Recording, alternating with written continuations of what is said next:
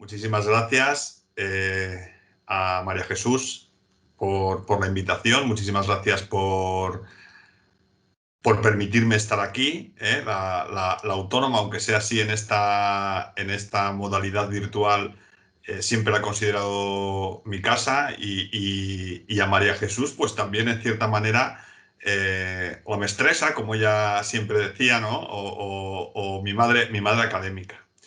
Hecha la presentación, pues bueno, voy a tratar de compartir pantalla, voy a empezar la exposición.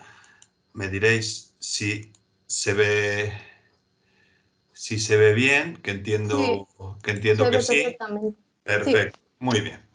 Pues bueno, el tema que os he venido a exponer, a una costa de ser un poco, yo creo que reincidente con la temática en general, teniendo en cuenta que, bueno, estamos en el contexto en el que estamos, la pandemia lo ha marcado todo y también ha marcado el ámbito de la seguridad y la salud laboral. Todo, y que existe una relación ciertamente conflictiva entre lo que es el COVID-19 y la seguridad y la salud laboral. Yo, mi exposición la voy a centrar en tres aspectos. En un primer lugar, unas consideraciones preliminares, contextuales, para saber realmente en qué forma, en qué contexto jurídico nos hemos tenido que enfrentar al COVID, consideraciones preliminares que desde una perspectiva jurídica tendrán que ser necesariamente críticas. En segundo lugar, voy a entrar en el deber de protección, es decir, en la obligación que tiene el empresario de garantizar la seguridad y la salud en tiempos de pandemia, hasta qué punto el empresario tiene obligación en relación con el COVID desde la perspectiva de seguridad y la salud, y el trabajador tiene derecho a ser protegido desde la perspectiva jurídico-privada en la relación contractual, y me voy a centrar en tres aspectos. El reconocimiento, es decir, existe o no existe derecho a la seguridad y la salud en tiempos de pandemia. En segundo lugar, respecto a la titularidad. Y en tercer lugar, y lo más interesante, el ejercicio y la dinámica. Es decir, ¿se ha reconocido o no se ha reconocido este deber de protección en la práctica? Y por último, me voy a centrar en la consideración que puede tener el COVID-19 como riesgo laboral. El COVID-19 en sí como una posibilidad de riesgo laboral, tanto en sentido estricto como una interpretación amplia que se ha ido realizando por obra tanto legislativa como jurisprudencial. Pues bien, pasando al primer punto, que es el más breve, me gustaría realizar una serie de consideraciones preliminares que, aun siendo evidentes, pues creo que merecen la pena ser subrayadas para contextualizar la situación, la conflictiva situación en la que nos encontramos también desde una perspectiva jurídica. El COVID-19 es un hecho social total. Esta fórmula utilizada por la sociología francesa como un hecho que ha variado la manera de concebir todo, tanto que ha imbricado todas las instituciones, todo el contexto social, económico, cultural, político. ¿Qué respuesta jurídica? Era la primera vez que el legislador en este siglo XXI y en el siglo XX, después de la Guerra Civil, en nuestro caso, era la primera pandemia que existía. ¿Qué respuesta ha tenido el legislador democrático frente a este hecho social total, frente a una situación totalmente de incerteza?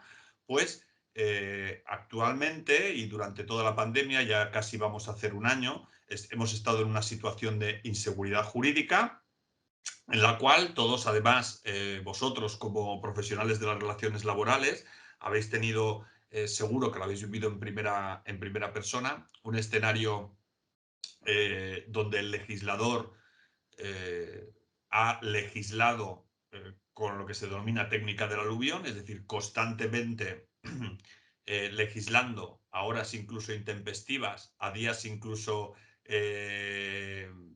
extemporáneos, y también nos hemos dado cuenta que han existido muchos mensajes que se daban a la ciudadanía o mensajes de tipo político que luego no cuadraban con la legislación que se dictaba.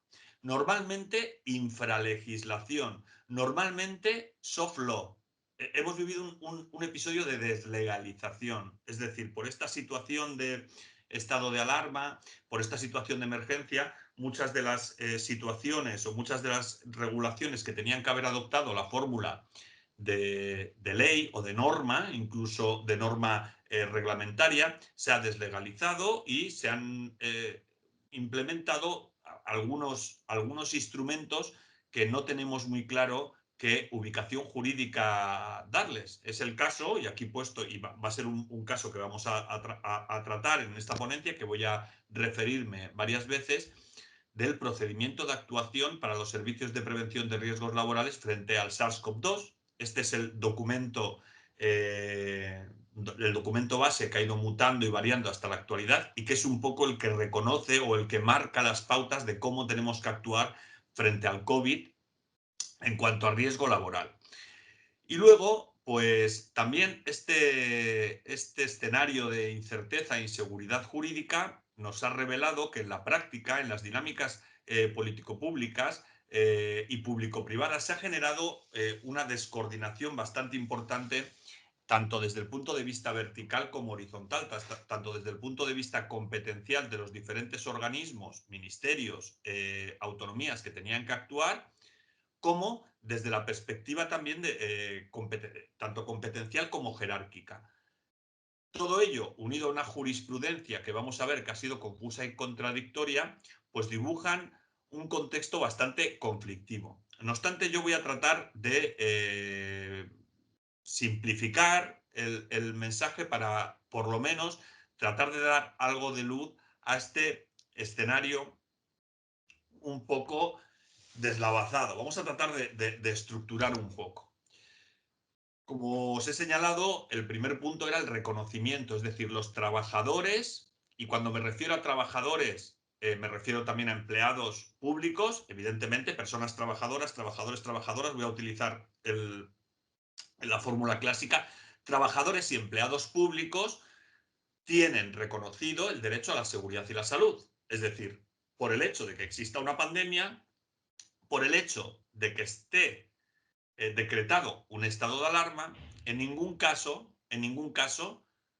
se va a suspender un derecho fundamental. Este es el punto de partida. Luego ya veremos a ver si la seguridad y la salud es o no es derecho fundamental, pero como punto de partida, en el momento más duro en el que se decreta el estado de alarma, se declara el estado de alarma y que nos ha venido acompañando hasta nuestros días, ya el propio legislador en la exposición de motivos establece que no va a suponer este estado de alarma ninguna suspensión del derecho fundamental.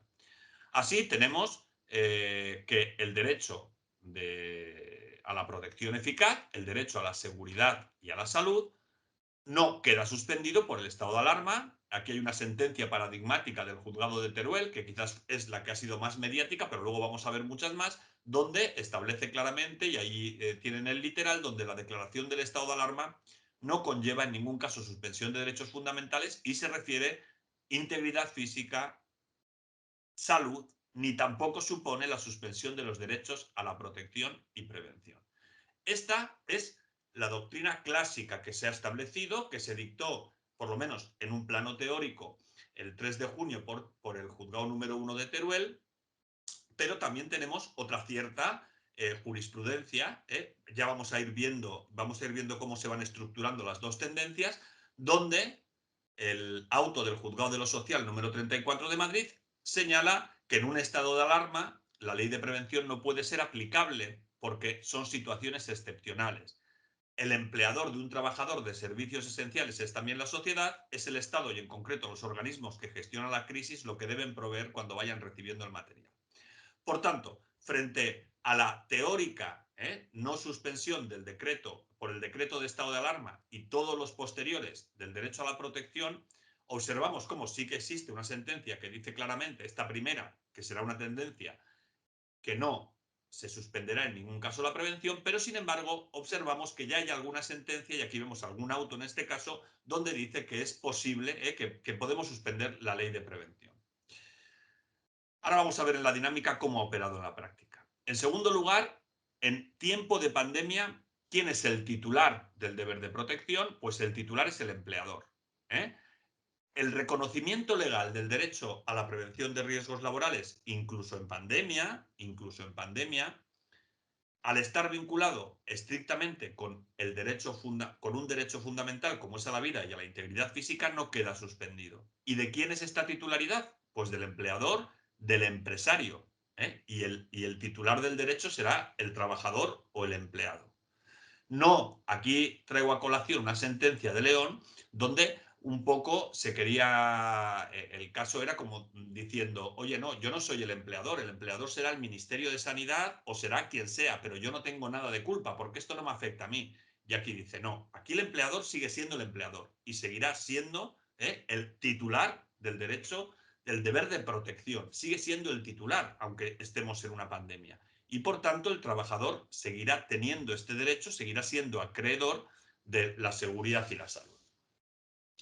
Aquí entramos ya en la dinámica, es decir, vamos a partir de que todos los trabajadores y todos los empleados públicos, incluido aquí los casos más conflictivos como la policía, los médicos, el personal sanitario, el personal sociosanitario, los miembros de servicios esenciales, todos tenemos el deber de protección. Una cosa es que el estado de alarma diga que tenemos que proteger a los trabajadores, una cosa es que la prevención de riesgos laborales siga estando vigente 100%, pero en la práctica, es decir, durante todo este tiempo de pandemia, ¿qué es lo que ha ocurrido? ¿Qué es lo que ha pasado durante todo este tiempo? Pues vamos a señalar dos perspectivas que son dos maneras de actuar que ha tenido la jurisprudencia, que al fin y al cabo son los que plasman en la práctica la realidad de este marco teórico que os he señalado. Por una parte, hay una perspectiva que yo he denominado normativista o ideal. Es decir, esta perspectiva es muy simple. No voy a ir a un plano teórico elevado. Simplemente es perspectiva normativista. Prima la norma. Es decir, tú tienes el deber de protección, tú has incumplido el deber de protección y tú, empresario, eres responsable. Si tú no cumples la ley de prevención, eres responsable. Me da igual que exista pandemia o que no exista pandemia. Lo que prima es que hay una norma y que tú la has incumplido. Esta sería la perspectiva clásica. Fuera de pandemia es algo evidente. Si yo soy el empresario y mi trabajador no tiene un equipo de protección o no tiene un EPI, yo soy responsable. Esta es la perspectiva normativista, la norma es lo que rige. Y luego tenemos otra perspectiva, que es una perspectiva ciertamente peligrosa porque entronca con lo que Smith hablaba de decisionismo judicial. Es la perspectiva realista política, es decir, yo como juez voy a ponderar las razones por las que tú, empresario, has incumplido la norma. Es decir, tú, empresario, no has podido dar los equipos de protección a tu trabajador. Bueno, pues más allá de que la ley te lo diga, voy a ver por qué no se lo has dado, qué razones puede haber para que no cumplas. Claro, esto podría ser una resolución de conflictos más equitativa porque puede ponderar todas las circunstancias, pero claro, caemos en el peligro del decisionismo judicial, que es, al fin y al cabo, que el juez falle según lo que siente justo en cada momento, con independencia de lo que dice la norma. Porque nuestro ordenamiento jurídico era muy claro, incluso en el estado de alarma era muy claro. Se nos señala que no se podía suspender, que no se suspendía ningún derecho fundamental y que la prevención de riesgos laborales seguía en consecuencia totalmente vigente y eficaz. La perspectiva realista. Vamos a empezar por la perspectiva realista, que en cierta manera ha sido la que en un primer momento caló más. La perspectiva realista, como os he señalado anteriormente, era aquella que, bueno, que le llegaba al juez y decía, bueno, es verdad, el empresario ha incumplido, el empleador ha incumplido, sobre todo era por el tema de los EPI, ¿verdad? No me ha dado equipos de protección individual el empresario, le está mandando a los trabajadores a trabajar sin ningún tipo de protección, con un desconocimiento, y esta perspectiva realista, el juez, en lugar de condenar o sancionar al empleador, que era lo que decía la norma, simplemente hablaba o fundamentaba en que estábamos en un episodio de fuerza mayor, es verdad que la fuerza mayor, desde una perspectiva jurídica, puede en algunos momentos eximir de responsabilidad. Estábamos en una situación de imprevisibilidad e inevitabilidad. Estábamos en una situación en la cual se habían centralizado las compras de equipos de protección y había ausencia de existencias, y también estábamos, al fin y al cabo, ante una obligación, la obligación de seguridad, que era de imposible incumplimiento. Y una obligación de imposible cumplimiento, según el artículo 1184 del Código Civil, no puede resultar exigible. Evidentemente, estas razones que todos podemos entender como justificativas y como justas o equitativas, caen en el peligro de ser valorativas y de interpretar la norma con un sentimiento de equidad o de justicia judicial que puede caer en lo que es un decisionismo judicial, con el peligro que ello conlleva. Para que veáis un ejemplo clarísimo de la visión realista, ¿eh? La visión está realista, el decisionismo, pues un auto del Tribunal Supremo en el cual, fijaos, señala que, bueno, que el Tribunal Supremo es consciente, ¿no? Es algo como muy, incluso podemos decir que es muy decimonónico, ¿no? De principios del siglo XX, ¿no? En la legislación social. La sala es consciente de la emergencia en que nos encontramos, la labor decisiva de los profesionales sanitarios, tampoco desconoce que tienen que contar con medios, para la forma abnegada, tal. Es decir, está hablando de todo, que sí, que los profesionales sanitarios que tienen que contar con medios, lo dice claro, tienen que contar con medios, pero habla de forma abnegada, cómo se están entregando a la sociedad, etcétera. Y entonces dice, bueno, no podemos exigir ningún tipo de responsabilidad al empleador porque, bueno, no hay medios, y son notorias las manifestaciones de los responsables públicos insistiendo en que se están desplegando toda suerte de iniciativas para satisfacerlas. Es decir, primero, ensalzo y alabo a los profesionales sanitarios. Segundo, digo que tienen derecho a tener estos medios. Tercero, digo que, bueno, no hay un incumplimiento porque el empleador está haciendo todo lo posible para tener y no hay medios, ¿no? Esta es una visión realista. Ahora, frente a ello, se comienza a imponerse, sobre todo, un poco más dentro de este proceso de la pandemia, podemos decir, en un momento un poquito posterior a cuando surge, a partir principalmente de mayo, de junio, cuando empiezan a llegar ya sentencias, porque la versión primera era, esta versión realista era más en autos, y empieza ya una perspectiva normativa. El juez tiene que sentenciar, y tiene que sentenciar ya de acuerdo a derecho. Y dice, bueno, a ver, el deber de protección del empleador es incondicionado. Esto yo creo que todos lo que habéis estudiado, ordenación jurídica de la seguridad y salud, lo conocéis, ¿no? Tiene que adoptar todas las medidas de protección necesarias, cualesquiera que ellas fueran. Y además es que tiene que proteger más allá de las reglas, de lo reglamentario. Tiene que proteger totalmente la seguridad y la salud en el trabajo. Y además ya empiezan a existir sentencias en las cuales se indica que no se puede relativizar, es decir, que no hay ninguna razón que relativice el deber de seguridad en tiempos de pandemia. ¿Por qué digo la sentencia que antes os he dicho de Teruel, que es paradigmática? Porque empieza a abrir en cuanto a sentencia. Luego vamos a ver un auto que también es muy interesante. Porque la sentencia, en primer lugar, si os fijáis aquí, perdón, aquí decís, aquí os he señalado, la perspectiva realista decía, oye, el empresario no puede cumplir, dar los equipos de protección porque esto ha sido inevitable, esto ha sido imprevisible, esto no se sabía y claro, ¿qué va a hacer? Pero aquí en la sentencia de Teruel se refutan claramente, y por eso fue tan comentada esta sentencia, se refutan los fundamentos fácticos. Dice, perdón, esto era previsible y evitable.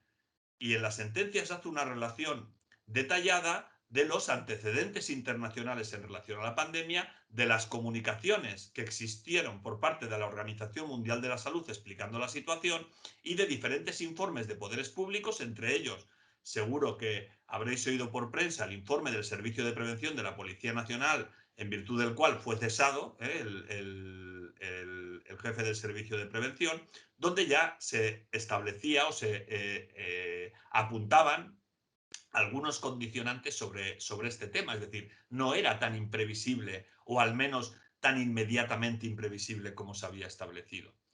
Y los fundamentos jurídicos, el TSJ de Cataluña, en este caso con una resolución, a mi juicio, muy acertada, y que es más una visión normativista clásica que el seniana, señala la sala, es decir, el TSJ dice, yo tengo claro que hay escasez de medios, pero a mí, como Poder Judicial, no me compete resolver sobre qué prioridad o qué no prioridad ha establecido los poderes políticos para repartir estos equipos. Ni tampoco me compete a mí entrar por qué sí o por qué no faltan estos medios, sino que la función judicial es cumplir la ley y hacer cumplirla. Se limita a garantizar la tutela judicial efectiva para que tengan su derecho a la seguridad y la salud.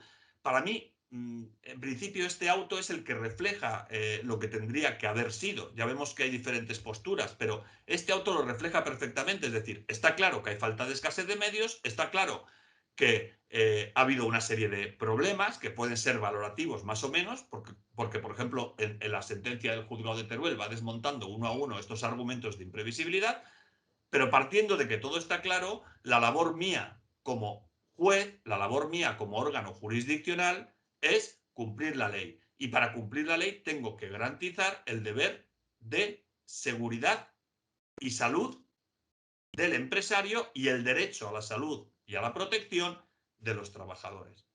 Y es así, es clarísimo, es decir, la sentencia lo dice muy claro. Entonces yo creo que esta sentencia es un poco, bueno, este auto, perdón, es un poco paradigmático.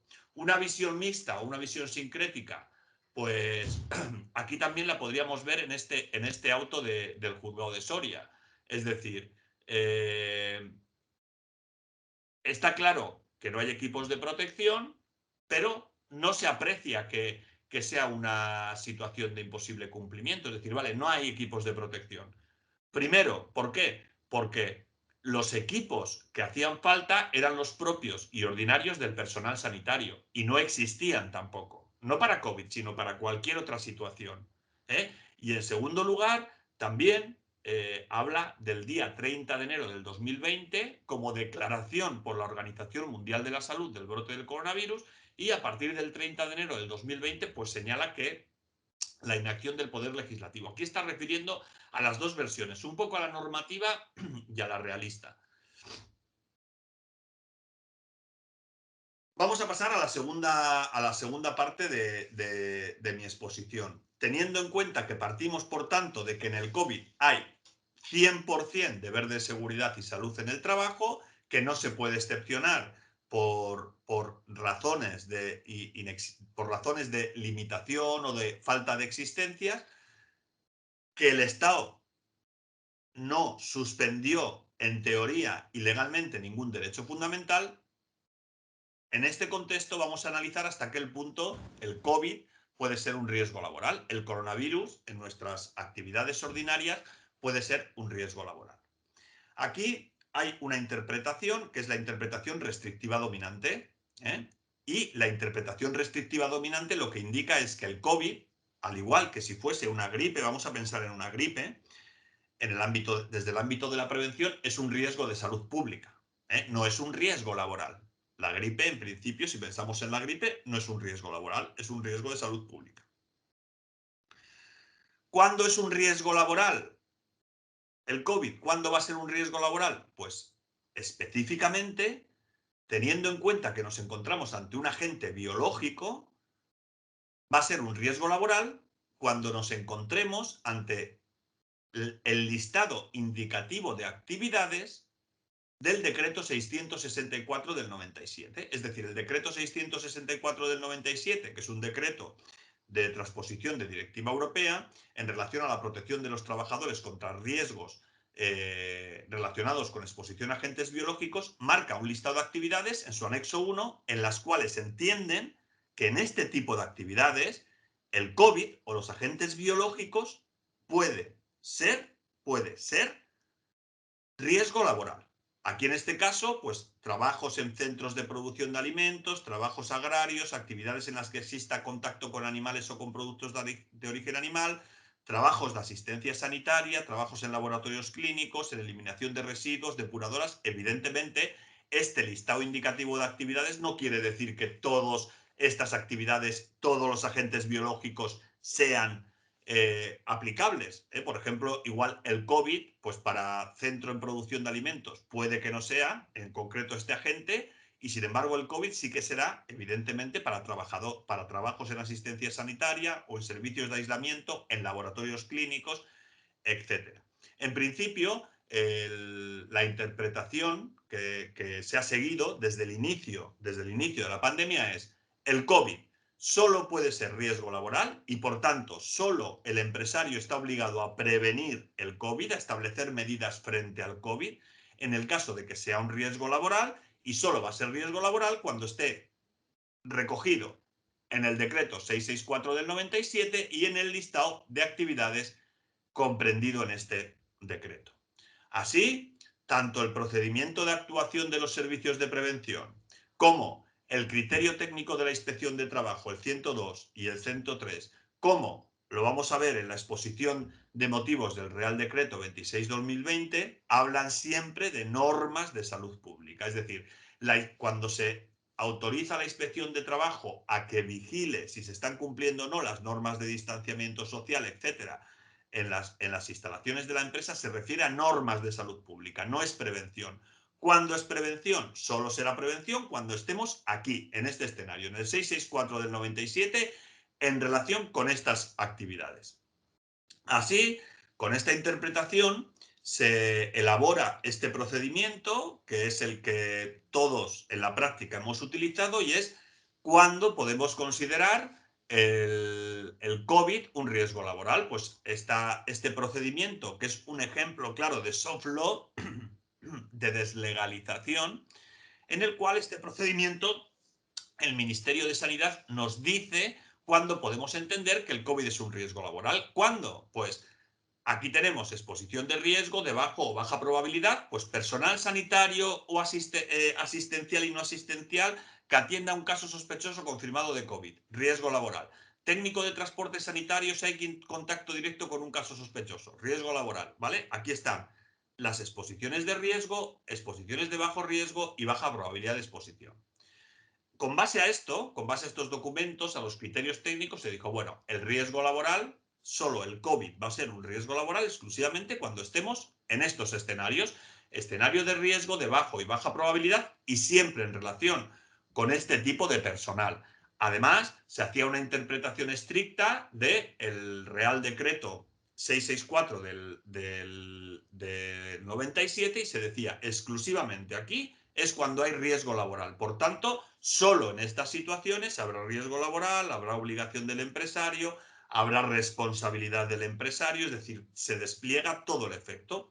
¿Esto qué lleva? Pues lleva a que nos encontramos ante una situación en la cual el riesgo laboral, la prevención de riesgos en relación con el COVID, despliega toda su eficacia solo en estas situaciones. Es una perspectiva estricta. A partir de aquí se genera otra posibilidad y se empiezan a dar vías de interpretación extensiva del COVID como riesgo laboral.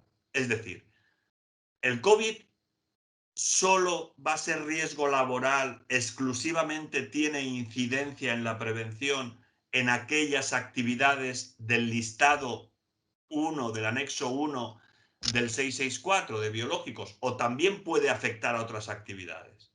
En segundo lugar, ¿es posible entender el COVID como un riesgo laboral por la vía de la Ley General de Seguridad Social? Y en tercer lugar, la vía de riesgos conexos. Estas tres vías nos permiten hacer una interpretación extensiva de lo que es del COVID como riesgo laboral, y son tres vías que no es un constructo teórico, sino que son tres vías que ya se han llevado a la práctica. En primer lugar, una vía clarísima y evidente. Aquí tenemos el caso en este caso es en relación a la policía, a la Ertzaintza, a la Policía Autonómica Vasca. Sentencia, y además sentencia del Tribunal Superior de Justicia del País Vasco del 3 de junio del 2020.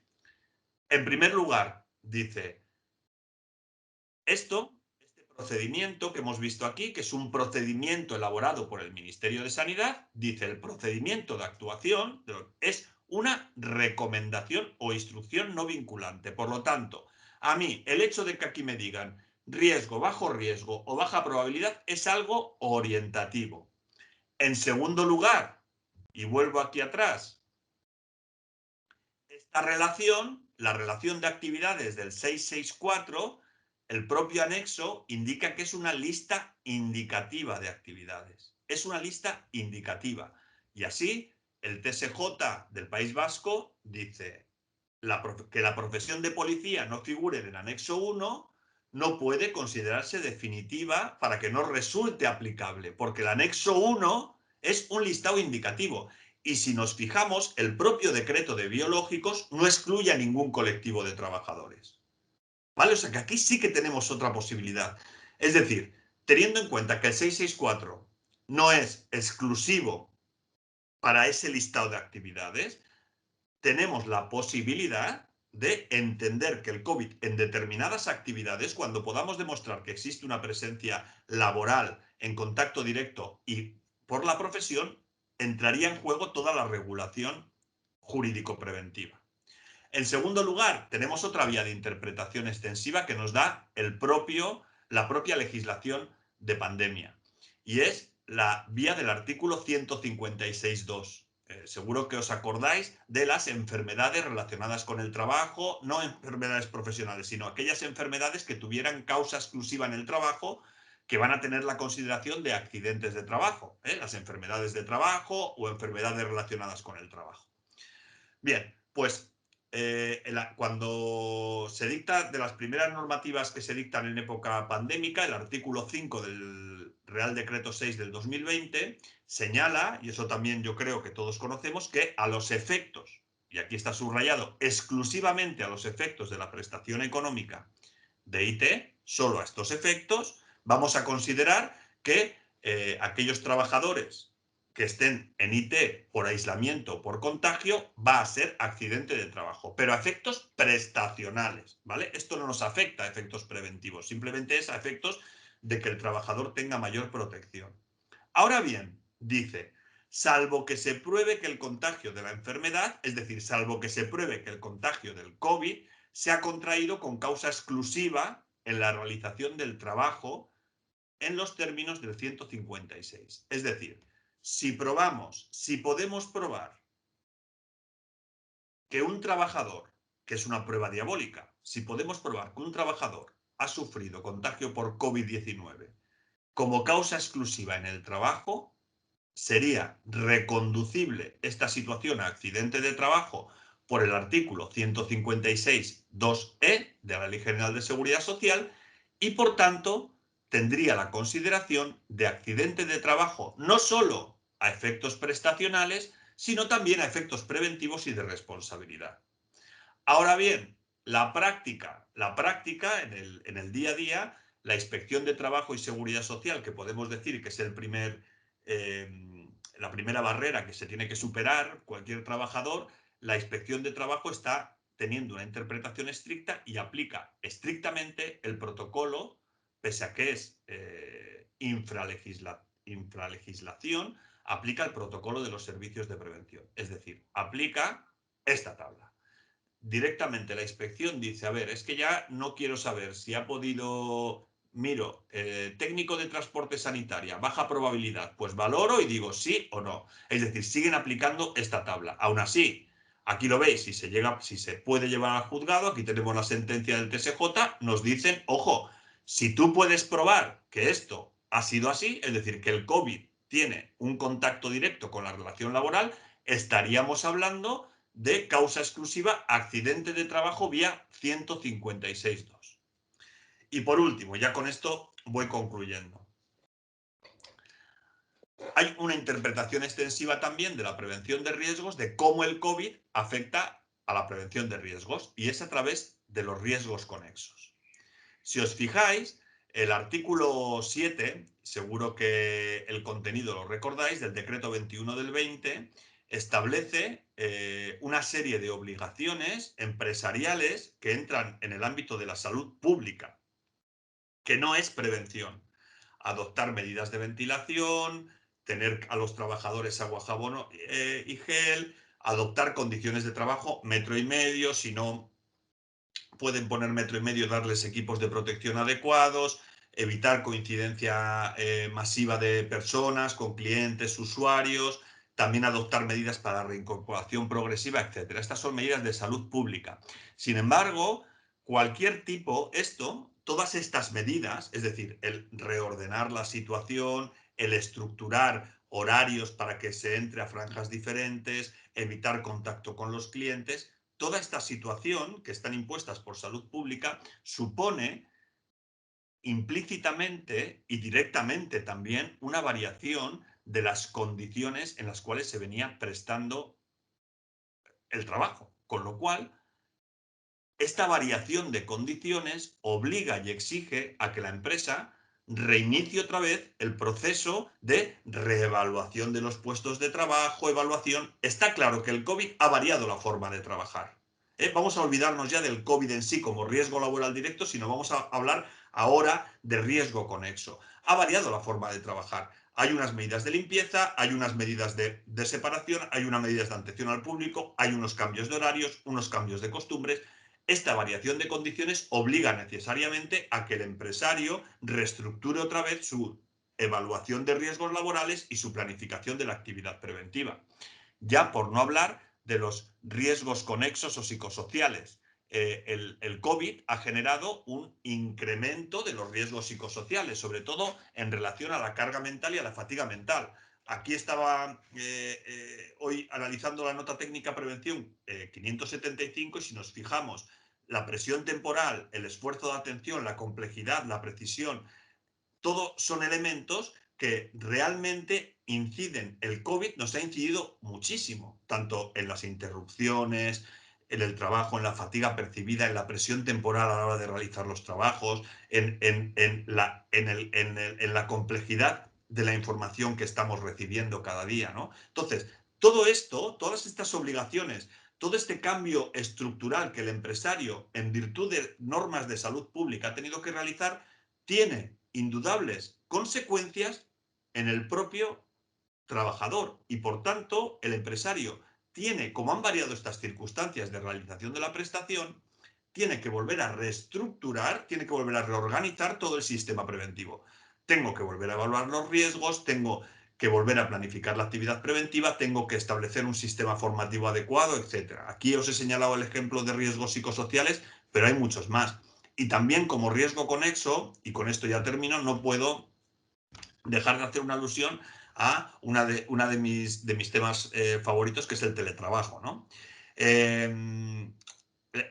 Durante la pandemia se ha generado lo que... Teletrabajo no, realmente es, bueno, yo lo denomino trabajo remoto forzado. Es un trabajo obligado a distancia, no se ha generado ningún tipo de labor previa de sensibilización ni ningún acuerdo, sino que se nos ha mandado lo mismo que hacíamos en una oficina a casa, ¿no? Es un tipo de teletrabajo que no es auténticamente teletrabajo, sino que es otra cosa. Todos los riesgos que os he señalado aquí, aislamiento, participación, adicción al trabajo, tecnoestrés, etcétera, todos estos problemas que ocasionaba el teletrabajo no se tuvieron en cuenta. Nos mandaron a casa, viene el COVID, es evidente, hay una crisis sanitaria, nos mandan a casa a teletrabajar a todos y los riesgos laborales que implicaba el teletrabajo no han sido tenidos en cuenta, en primer lugar, porque escasamente se dio formación previa o sensibilización. Evidentemente había un caso de urgente necesidad, pero en este año ha habido mucho tiempo para que las empresas se hayan ido sensibilizando a los trabajadores respecto al teletrabajo. La única herramienta que teníamos aquí frente al teletrabajo, frente a los riesgos laborales que derivan del teletrabajo, y aquí hablo del COVID también como riesgo conexo, a raíz del COVID surge el teletrabajo, este trabajo remoto forzado, hay unos riesgos laborales, el empresario tiene que vigilarlos y sin embargo no teníamos ninguna herramienta. Ninguna, no, sí, teníamos una, que era el derecho a la desconexión. El derecho a la desconexión ya estaba regulado en el artículo 88 de la Ley Orgánica de Protección de Datos y Garantía de Derechos Digitales. El artículo 88 estaba regulado y se había traspuesto al Estatuto de los Trabajadores a través del artículo 20 bis. Es decir, el empresario sí que estaba obligado a garantizar el derecho a la desconexión en en el teletrabajo especialmente, y este derecho de desconexión, pues todavía quizás es pronto para determinarlo, pero no parece que haya sido garantizado por los índices que existen actualmente de bajas por razones de salud mental, por los problemas que se han generado respecto a la imposibilidad de desconectar, la hiperconexión, la adicción al trabajo o el tecnoestrés, los casos que se están refiriendo y reportando. Está claro que la única herramienta que tenía el empresario y el trabajador, que era el derecho a la desconexión, era lo único que teníamos, pues que realmente no sirvió ni ha servido en tiempos de pandemia. Posteriormente, el decreto 28/2020 del teletrabajo ahonda en lo mismo, pero seguimos con con la misma tendencia. Nos estamos, y con esto ya termino mi exposición, el derecho a la desconexión que estaba reconocido en nuestra legislación por ley orgánica, pese a que es ley ordinaria, estaba, en concreto la desconexión es ley ordinaria, estaba traspuesto al Estatuto de los Trabajadores, era un derecho que tenía y no lo hemos podido aplicar. Reiteramos con el teletrabajo lo mismo y seguimos sin poderlo aplicar y se sigue sin poder exigir, o en muy pocos casos, o en casos anecdóticos. Porque toda esta regulación, todas estas normas son básicamente normas con un contenido más mediático, o normas políticas, o normas simbólicas, o normas carcasa, que sin negociación colectiva, que sin concreción específica por parte de la autonomía colectiva o la autonomía individual, no tienen eficacia ni virtualidad. Es por ello que aquí la negociación colectiva está llamada a jugar un papel fundamental en concretar este tipo de derechos, porque si no, nos encontraremos como ha quedado reflejado en época de pandemia. Teníamos derecho a desconectar, teníamos derecho a no mezclar nuestra vida personal con nuestra vida familiar. El derecho a la desconexión estaba reconocido, pero era un derecho sin contenido.